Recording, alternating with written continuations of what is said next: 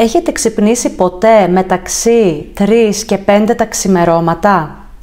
Μήπως πρόσφατα ξυπνήσατε στις 3, στις 4, στις 5? Για να σας δω λίγο στα σχόλια. Έχετε ξυπνήσει ποτέ αυτές τις ώρες?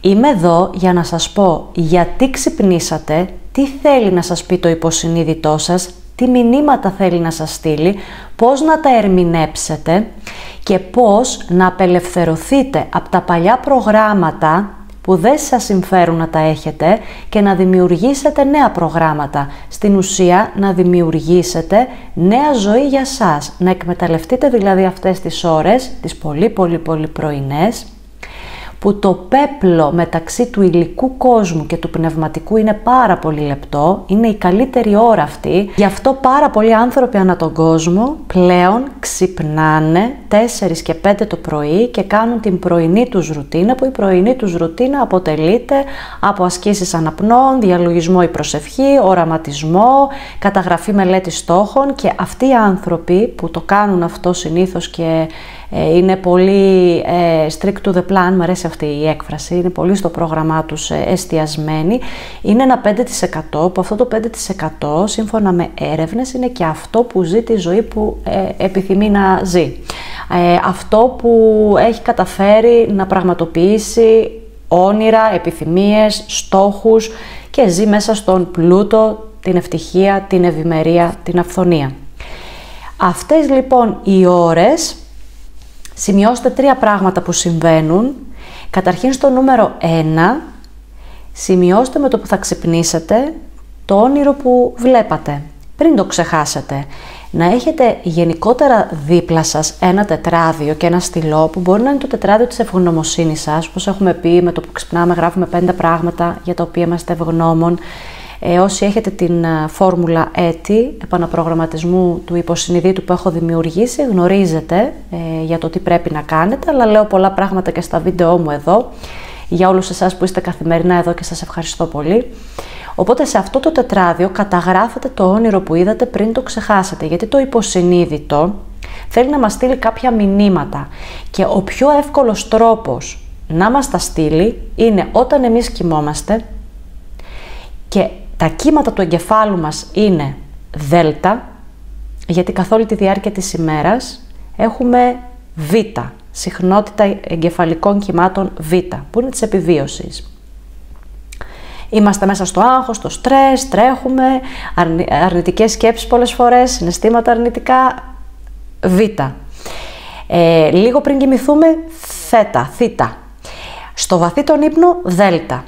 Εκεί τρυπώνει το υποσυνείδητο, βρίσκει την ευκαιρία για να σου περάσει μηνύματα, για να σε τσιγκλίσει, για να σε ταρακουνήσει. Μπορεί εσύ να ρώτησες, επιστημονικά λέμε το υποσυνείδητο, αλλά πολλοί άνθρωποι ξέρω πριν κοιμηθείτε που δεν είστε καλά και λέτε «Θεέ μου, σε παρακαλώ, δώσ' μου μια απάντηση στο πρόβλημά μου, βοήθησέ με». Επιστημονικά λέμε το υποσυνείδητο ακούει, ρωτήστε το υποσυνείδητο. Εσείς ρωτάτε το Θεό, αλλά ακούει το υποσυνείδητο, σύμφωνα με την επιστήμη λοιπόν, έτσι, εκείνο το κομμάτι του εγκεφάλου που μένει ξάγρυπνο το βράδυ, γιατί ο μισός εγκέφαλος κλείνει, ο άλλος μισός μένει ξάγρυπνος. Το υποσυνείδητο μένει ξάγρυπνο, ακούει, βλέπει, νιώθει τα πάντα και τα καταγράφει, δεν αφήνει τίποτα να περνάει στον ντούκου. Οπότε σε τσιγκλάει εκείνη την ώρα. Πάρε λοιπόν εσύ και γράψε.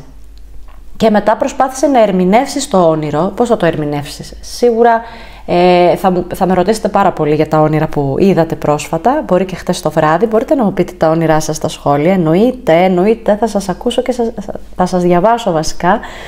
Πολύ θα ήθελα να σας ακούσω, αλλά δεν μπορώ. Αλλά το καλύτερο είναι να γκουγκλάρετε ένα site έγκυρο που μπορεί να σας δώσει μια ερμηνεία ονείρων καλή, σωστή. Στο νούμερο 2, εκείνη την ώρα λοιπόν, πέραν το ότι μπορεί να έχετε δει ένα όνειρο και πρέπει να το καταγράψετε, ανασηκωθείτε στο κρεβάτι και κάντε το διαλογισμό σας ή την προσευχή σας. Τι κάνει ο καθένας από εσάς, διαλογισμό ή προσευχή? Ό,τι κάνει, να το κάνει εκείνη την ώρα. Γιατί ηρεμείτε έτσι και το νευρικό σας σύστημα, οπότε θα κοιμηθείτε πιο εύκολα ξανά, αλλά μέσα από την προσευχή, μέσα από το διαλογισμό, επειδή κατεβάζετε τα εγκεφαλικά σας κύματα, έρχεστε πάλι σε επαφή με το πραγματικό σας εαυτό, με την εσωτερική σας φωνή, με το Θεό, με το κάτι ανώτερο, με το υποσυνείδητο, όπως θέλετε πείτε το, όλα αυτά είναι το ίδιο. Οπότε πάλι μπορεί εκεί να έχετε μία αναλαμπή, μία ιδέα να σας έρθει, μία λύση στο πρόβλημά σας, μία καθοδήγηση θεϊκή ανώτερη και να πείτε, να αγαλιάσετε, να νιώσετε δηλαδή εκείνες τις στιγμές μια αγαλίαση, μια ηρεμία και με τις αναπνοές σας και θα ξανακοιμηθείτε, αλλά και το πρωί που θα ξυπνήσετε θα ξέρετε τι πρέπει να κάνετε, γιατί θα πήρατε το μήνυμα. Βέβαια, το ότι ξυπνάτε μεταξύ 3 και 5 το πρωί μπορεί να γίνει μία φορά, μπορεί να επαναληφθεί.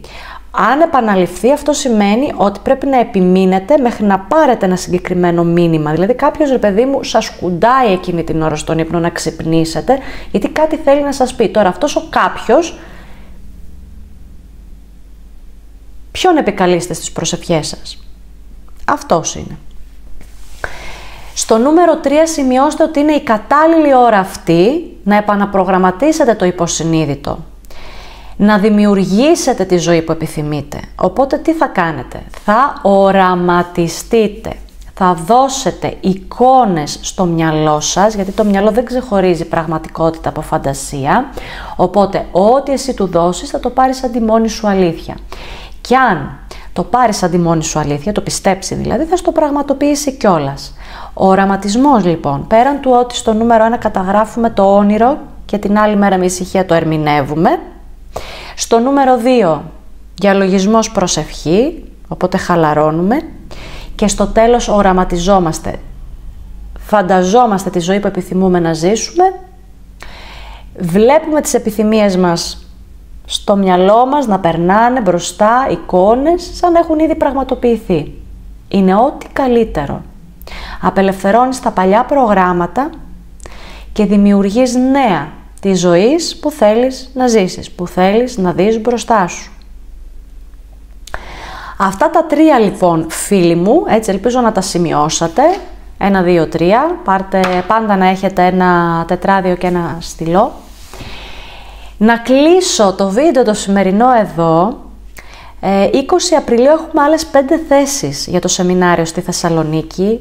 Δείτε λίγο και τα email σας, τα ανεπιθύμητα, γιατί μπορεί εγώ να σας έχω απαντήσει, να μην έχετε πάρει απάντηση και να έχει πάει, δεν ξέρω γιατί πηγαίνουν κάποια email στα ανεπιθύμητα, έτσι, και εγώ πάντα τσεκάρω τα ανεπιθύμητά μου και βρίσκω πολλά από εσάς.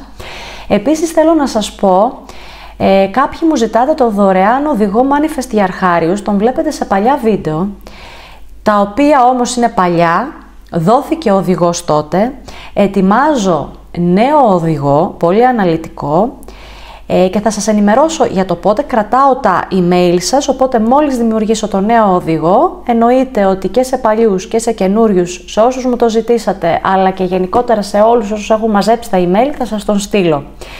Σας φιλώ, σας αγαπώ, σας ευχαριστώ για όλη αυτή την ανταπόκριση, για όλα αυτά τα μηνύματα προσωπικά και εδώ που σχολιάζετε στα βίντεο.